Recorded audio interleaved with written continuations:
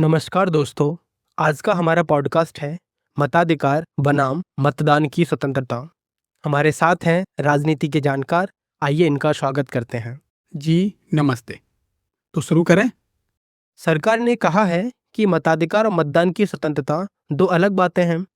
आप इसे आसान भाषा में बताइए कि दोनों में क्या फर्क है। देखिए, मताधिकार वैधानिक अधिकार है, यानी कानून के तहत हमें वोट देने की अनुमति। लेकिन मतदान की स्वतंत्रता अभिव्यक्ति का हिस्सा है।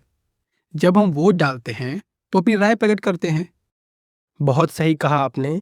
अब बात करें निर्विरोध चुनावों की। क्या इससे लोगों की अभिव्यक्ति अधिकार प्रभावित होता है? जब कोई चुनाव निर्विरोध होता है तो वोटिंग ही नहीं होती। जब वोटिंग नहीं होती तो लोग नोटा का विकल्प भी नहीं चुन पाते।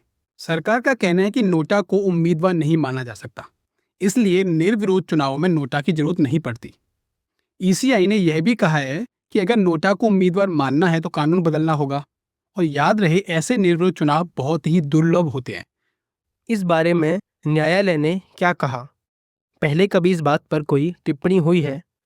पीयूसीएल बनाम संघ जो 2003 का मामला है, उसमें सुप्रीम कोर्ट ने कहा था कि वोट देना मौलिक अधिकार नहीं है, पर जब आप वोट डालते हैं तो वह आपकी अभिव्यक्ति का हिस्सा बन जाता है। इसलिए बहस यही है कि जब वोटिंग ही नहीं होती तो नागरिक अपनी राय जताने का मौका खो देता है।